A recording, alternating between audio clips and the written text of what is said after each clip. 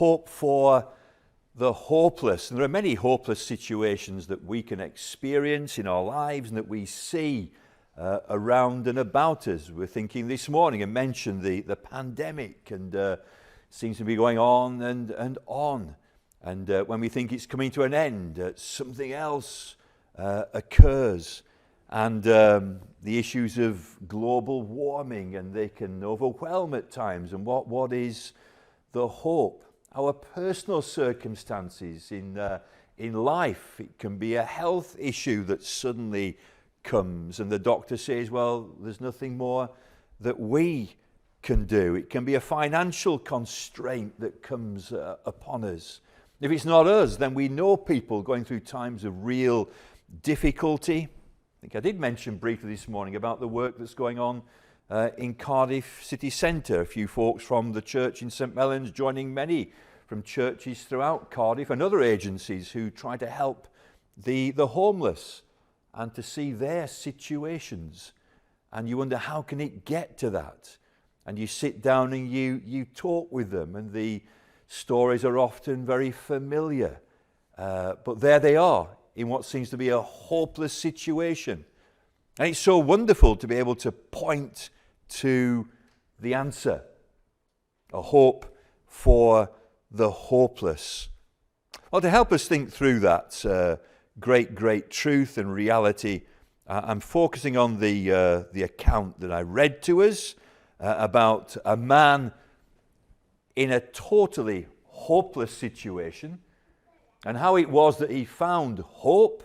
He went to the right person at the right time and made the right request, and his life and his situation was amazingly transformed. It happened to me at the age of 19. Not that I had this condition, but I had a pressing condition that's common to all mankind.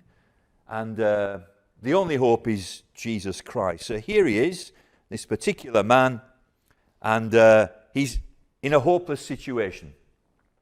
He's a leper. Now, leprosy is something that's still around today, but it's dealt with in a much more compassionate manner than perhaps was 2,000 years ago. The implications once you contracted leprosy 2,000 years ago were pretty stark. There were physical ramifications. There were social implications and also spiritual implications. For a man to have, or a woman to have, or a child, it could happen to children too, the implications were pretty dire. Let's think of the physical effects of having this disease. First of all, once you got it, you wouldn't be aware. A little bit like getting COVID. You're not aware initially. It develops within. And leprosy is a microbial disease that is silent and hidden and works away quietly within us. And perhaps if you had leprosy, the first thing you'd notice is a patch of skin getting harder. Don't worry, children, if you've got a patch of hard skin, it's not leprosy. Okay, and if it was, it can be treated today. And that patch might develop and spread. Then the skin gets harder. And eventually, as it hardens, cracks appear in the skin. It comes all over the body in patches. And out of those fissures and furrows in the skin would come a bit of an oily pus, and it would be quite foul in its smell. And it would develop further. And you begin to lose circulation in parts of your body, particularly the extremities, fingers and hands and toes and feet and the end of your nose. You'd stop feeling things, and so you maybe put your hand on something that's very, very hot when you wouldn't be aware. And so you get burned, you wouldn't feel it, and infections could set in. And then because of a loss of circulation, bits will begin to drop off. Okay, so you might lose fingers and toes. You might lose a hand. Your nose would perhaps dissolve into your face. It was a terrible disease physically, and it would affect your voice. And instead of having a lovely voice like I have here, suddenly it would be affected and it become quite gravelly as the voice is affected as well. And so, really, if you were to meet a leper, you'd be aware of his presence. If a leper came in here tonight, well, you'd see he was a leper because you'd notice the effects on his body. You'd hear he was a leper. You'd say, "Come in, friend." "Thank you very, very much." If you're allowed to touch him, which we are today, but you weren't 2,000 years ago, you'd feel the roughness of his skin. So you'd see he's a leper, you'd hear he's a leper, you could feel he's a leper, or you'd smell he was a leper, the odour that surrounded about him. And I'm told it was such an odour that you'd taste he was a leper, because as you swallow, the smell would dissolve in your saliva and you'd taste the presence of a leper. It was a terrible condition physically to have, and there was no cure, and it was like a living death. And Luke, in his account, tells us something more about this man who comes to Jesus. And Luke, we know that Luke was a physician, he was a doctor. And Luke tells us that this man was full of leprosy.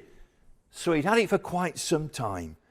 And the effects would be very, very obvious. So physically, the conditions and the consequences of having leprosy were pretty devastating. But if that were all that happened 2,000 years ago, maybe you think, well, with family help and care and sympathetic friends, I'll be able to get by.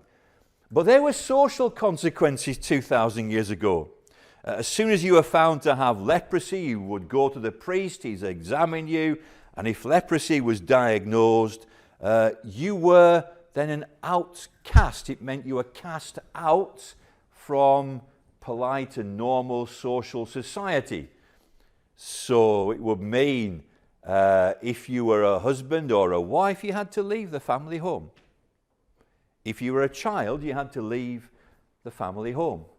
If you were a grandma or a granddad that lived with the family, you could no longer live with the family. You lived outside. Friendships, you were not allowed to have close contact. We got the 2-meter rule. Well, they had a 2-meter rule, so they could be sort of talking from a distance. And really, if you're upwind from somebody 6 feet or 2 meters, if you were downwind, it could be a good bit longer, about 100 feet or 30 meters.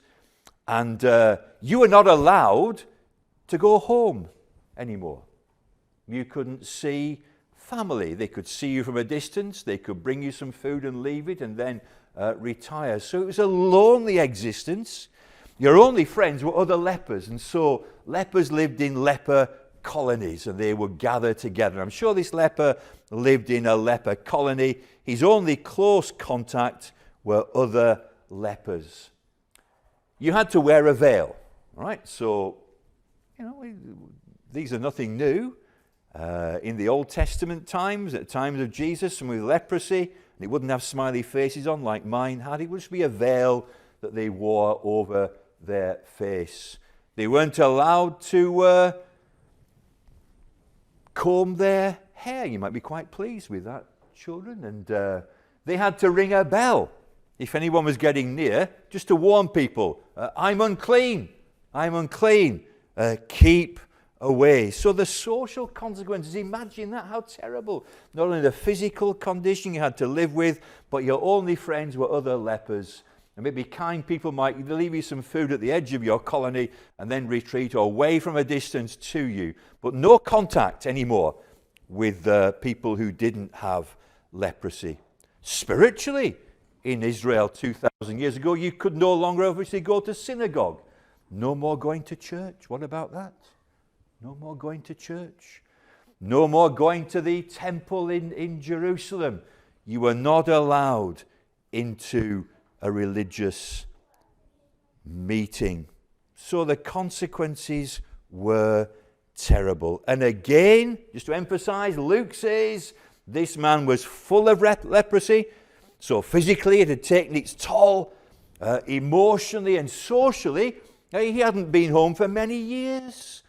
If he was a child, maybe he was a teenager or just entering his teens or her teens, and then for many years, now maybe this leper's in his or her 20s, or maybe it was a dad or a mum in their 40s, now they're in their 50s. Maybe it was grandma or granddad in their 70s, they're now in their 80s, not being able to go home for many, many years. He was full of leprosy. Listen, the situation really was hopeless 2,000 years ago in Israel.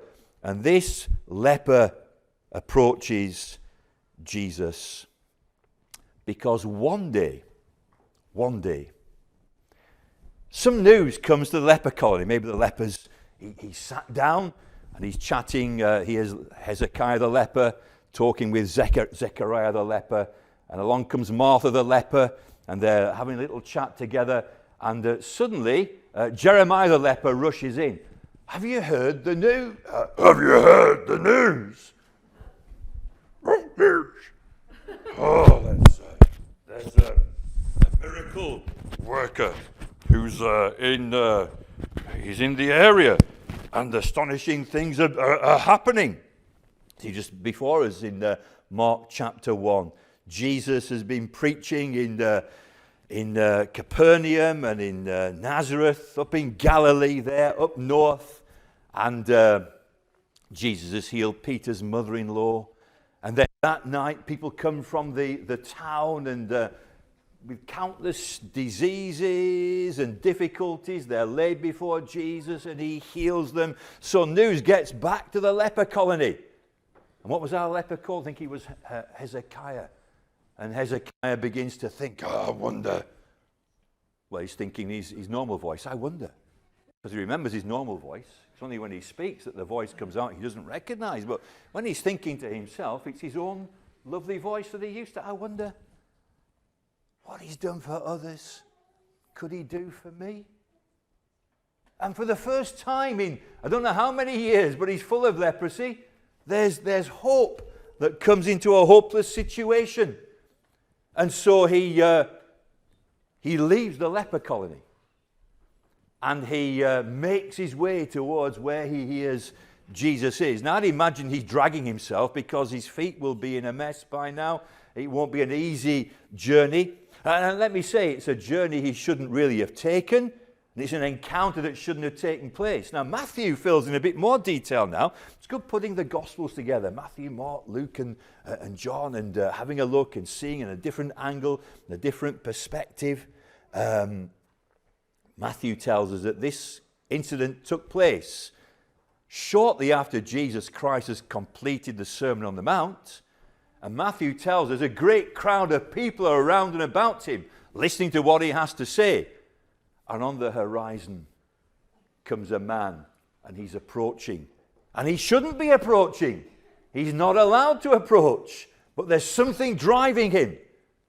That here's a man who can actually heal me. In a life of hopelessness, there's now hope. And nothing's going to stop me. Now, have you thought about becoming a Christian? Have you thought about having sins forgiven?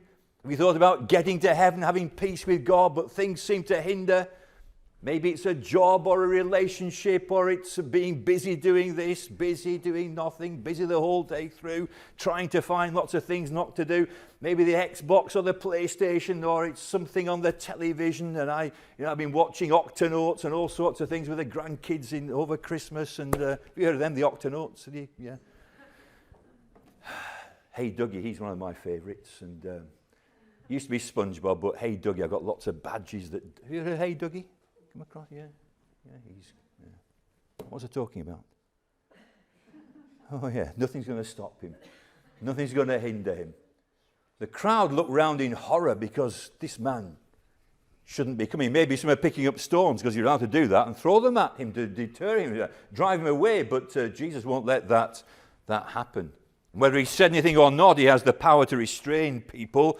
And the man comes towards Jesus Christ. And notice his position. He comes before Jesus. He's on his knees. All right, he's going to plead with the Lord Jesus. And notice the man's faith. Listen to what he says. If, says the man, if you will, or if you are willing, you can make me clean. Now, think about the faith that this man has. He's had this leprosy for so many years. It's devoured his body. He's in a real mess. But notice the faith that he has. He goes to Jesus because he believes that Jesus has the power to make him well. What a faith that is. Power to cleanse his skin. Power to make his nose grow again and give his fingers back and maybe an arm and his toes. The power to heal him. And what that healing would mean is that he could go home and give his wife or his mum or his dad or his grandkids a hug again that he'd never been able to do for so many years. He believes that Jesus has the power. Well, there's one thing that troubles the leper. Would Jesus be willing? I don't doubt, says the leper, you have the power. Listen again, what the leper says, if you are willing, you can make me clean. He doesn't doubt the power of Jesus, but what he does have doubts about is Jesus willing? Does he care about somebody like me? I can understand maybe the important people, he's got time for them, but I know me, has he got time for somebody as hopeless and as messed up as me? And here in Jesus Christ there is great hope for all. Great hope for all. That Jesus Christ, we're going to sing a hymn in a not too distant future, certainly within the next hour or so, about the fact that Jesus is full of pity joined with power. He is able, he is willing, doubt no more. Jesus Christ, because of who he is, Lord, if you're willing, you can make me clean. He is the Lord of glory. He's the creator of the universe. He's the one who can calm a storm and raise the dead. There's no doubt he has power, but is he willing? Now, wonderfully, in this particular passage here, it's Mark alone who brings this great truth out. As the leper approaches Jesus Christ, as the leper makes his plea, if you are willing, you can make me clean. How do you think Jesus felt? It's wonderful when we get a little window into the emotions and the heart of Jesus Christ. You know, he's the most wonderful person. He'll never let you down. He's worth giving everything to. And nobody loses out. I mean, I've been a Christian 45 and a half years. I haven't given him enough. And if I have my time over, maybe, definitely ought to give him more, to trust him more. And we never, ever lose out. And here this leper, how does Jesus feel about this pitiful sight in front of him? Well, verse 41 is unique to Mark. Matthew and Luke don't mention this, but Mark is given insight to tell us this, that once the leper says, if you are willing, you can make me clean, Mark tells us this, moved with pity, he stretched out his hand and touched him and said, I am willing, be clean. Moved with pity. You've got the New International Version, it'll say, moved with compassion. Jesus reached out his hand and touched the leper. I am willing. I am willing. You doubt that I'm willing? You understand my power, but you don't understand my heart? Am I willing? Of course I'm willing. Filled with compassion. Now, how did Mark know this emotion of Jesus Christ? You can see the things that he does. I mean, Mark would understand. He touched him. But how does he know that Jesus was filled with compassion as he touched him?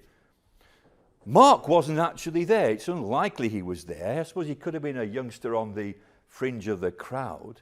But we do know this, that Mark was a close companion of the disciple Peter. And later in life, as Peter was approaching his death, and you can read this in Peter's second letter, I'm going to make sure that I leave you reminders of all that Jesus said and did. And I believe that's the Gospel of Mark. And Peter would share with Mark all these wonderful things. The Holy Spirit then leads and guides and moves Mark as he writes things down that they're just he didn't give this to Luke, the Holy Spirit. He didn't give it to Matthew, but he gives it to Mark. I want you to write this, not just that he touched him, but filled with compassion. And Peter would have said to Mark, do you know, many of us were going to throw stones at the leper. Jesus was very calm. But more than that, do you know there were tears in his eyes? They actually felt the pain and saw the anguish and the agony that this man had been through. And as he comes to Jesus, Jesus' eyes welled up.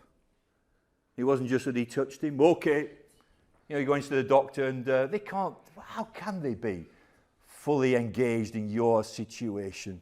They'd be overwhelmed.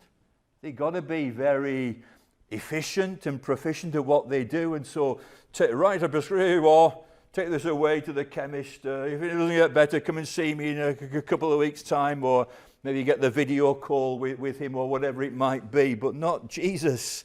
He will engage with you personally. He feels your case, and he felt the leper's case. Move with compassion. He reached out his hand. Now, this shouldn't have happened. He shouldn't have touched him. And if Jesus touches the man, really, Jesus should become unclean. That's why you couldn't touch them. But actually the reverse happens. As Jesus touches him, purity comes from him and cleanses the leper. I am willing to be clean. And Mark tells us immediately the leprosy left him and he was made clean. What a wonderful, wonderful healing takes place. He's full of pity, is Jesus, and he's joined with power. Oh, what joy. He looks at himself. He can't believe it.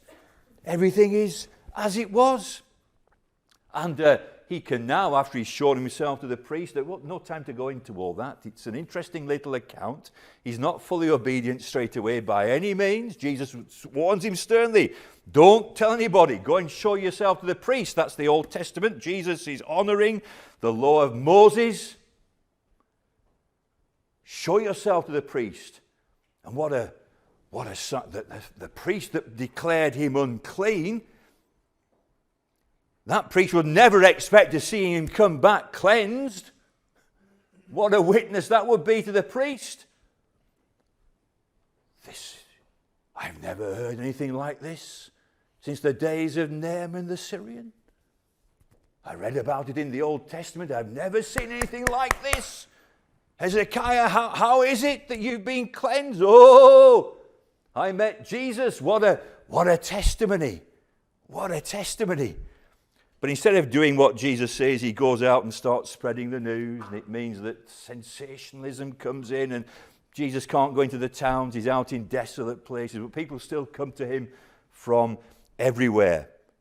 However, no time to really open that up tonight. But what the leper can do, having shown himself to the priest eventually, he can go home and he can be back in his own bed and back with family and back in the synagogue and back at temple worship and back knowing polite society, healed physically, socially and spiritually.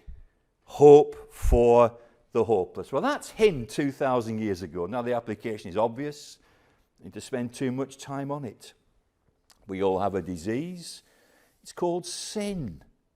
Do you understand that? From the youngest to the oldest. Do we understand it? We know its effects.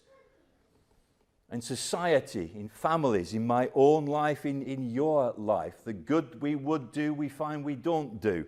The wrong things really deep down we don't want to do, we end up doing. Well, this mess in our lives. What is sin? It's not what we do, primarily. Sin is what we are. We are sinners. There's a condition that we have that means our disposition is selfish, self-centered. I should love God with all my heart, soul, mind, and strength. Why? Well, he made me. You know, look at that. Look at that. I've got a leg here. Where have these come from? He made me. I enjoy breathing. Is that wonderful? Air. It's only when you struggle for air, maybe you really appreciate what it is to have air. and food that we eat, and we think it just happens. It doesn't just happen. He's good to all people. He's good to all people. We should love him because he provides all for us. But we don't. We don't love him. Why? We love ourselves with a passion. We won't deny ourselves anything. Maybe God will get a nod in the right direction once or twice a year at Christmas, and maybe at Easter, maybe at harvest time we might come to a harvest meeting. But most of the time we can't be bothered to stir ourselves unless it's something we need for I and me. Well, sin brings consequences. It means that we do things wrong as well. Because we are sinners, we do things wrong. It is what we do, but we do wrong because we are wrong. And the mess we see in families and in society and internationally and nationally, sin is the root cause of it all. And sin has got devastating consequences. Romans 6:23. The wages of sin is death. The wages, what we earn, is death. The God, the great judge. Death. Death physically. No, I'm decaying before your very eyes. Look, the roof's come off. Coming off anyway. The foundations are creaking. It was the day before yesterday. I got up early with the grandkids. And what was this? Oh, yes. Eva, she's 5, likes dancing. She put on Alexa, she said, play Dancing in the Air. Some magic in the air, magic in the air. Ole, ole, ole, magic in the air. And she's dancing. I thought I'll dance with her. And I was doing these leg flicks. I'm 64, silly me. Silly old man. I really struggled then the rest of the day. But these muscles here, I'd done something to them, and I could hardly walk for the rest of that. But I'm getting over it now. But I'm not what I used to be. And one day I will cease on planet Earth. I don't know how many times my heart has beaten, but it's going to beat its last at one particular point. I'm on a conveyor belt, and it's not stopping, and it's never going to go in reverse. And at one point, and I don't know when it is, and I don't know how long the conveyor belt is, I will drop off the end into eternity. That's because of sin. Physical death, spiritual death. Sin brings spiritual death. People wonder, I wonder if there is a God. Of course there's a God. The heavens declare the glory of God. The evidence is clear. Why do we wonder? Sin. If that were all, perhaps we could cope and muddle through. But there is an eternal death. There really is a hell. The wage of sin is death. If I die as a sinner, I can't go home to heaven. I can't go home to heaven. We thought about heaven this morning. It's a glorious place. But if sin isn't dealt with in this life, I can't go home to heaven. And the trap door to hell opens. And it is an eternal situation. But what hope is there for a sinner like me? Well, at the age of 19, I heard through my cousins about somebody called Jesus. I'd heard about him before. I'd rejected him. I felt the answer in Big Bang and evolution, but I heard from my cousins about Jesus, both lads about my age. And these lads had recently been converted, and they told me about Jesus and what he'd done for them. And I thought, well, could there be something in this? Holy God, sinful me, Jesus Christ, the bridge. Jesus, the Son of God, lived for me, died for me, rose again. I was tricked into going back to their church. I didn't really want to go at all. And since I was there, I thought, well, I'll do an experiment. I'm a chemist. So I tried an experiment, and I prayed before I went in. God, if you are there, it's obviously important. If you are there, show me. I really do sincerely want to know. And I was in the service, and the preacher was preaching. The songs had been sung, and suddenly it's like watching a jigsaw puzzle coming together, a mist lifting. Holy God, sinful me, Jesus Christ, the bridge. It became so clear and so plain. It was a miracle when it happened. I found myself believing that Jesus Christ could forgive my sin and bring me to God and take me home to heaven. Has that become clear to you? You know, youngsters, thank you for listening. Thank you for not falling asleep. How lovely. And oldsters, great to have you here, different shapes and sizes. Thank you for lending me your ears. But lend God your ears. Have you trusted Jesus? Have you trusted him to take away your sin? the leprosy of the soul that only Jesus Christ can deal with. Religion can't do it, morality can't do it, you can't do it, but Jesus can.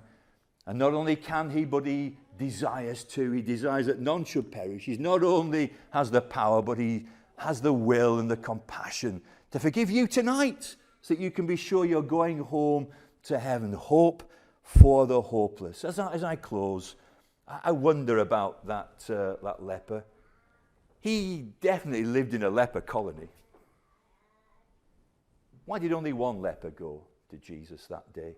There's an occasion when 10 lepers went. All were healed, only one went back to say thank you to him. How terrible that is. Are we Christians who have forgotten to say thank you? Any grumpy Christians here? Shame on us. Grumpy Christians. It's one of those I learned a word recently, oxymoron. Things that don't fit together. And here's the greatest oxymoron they could be. Grumpy Christian. You're a grumpy Christian? Snap out of it. Go back and say thank you. Have a thankful heart. Have a big heart, because he's done big things for you. But only one leper left the leper colony that day and went to Jesus. Why? Only one leper believed that Jesus could heal him. And tonight, maybe watching online, is that the camera there? You're at home, you're not safe at home because the Lord is there, right in your room. Have you trusted Jesus Christ? Here tonight, children, oldsters, have you trusted him? You can do it right now. Do it right now. Why is it so few come to Christ? It's very few who believe. Have you believed tonight? Believe on him. Trust in him. With belief comes repentance. You can't have one without the other. Sorrowful for what you are and what you've done, but so grateful for who Jesus Christ is and what he has done. So hope for the hopeless? Yes, there is hope. There are no hopeless cases. There are really no hopeless cases with God. He's full of pity joined with power. So trust him now, here and watching at home as well.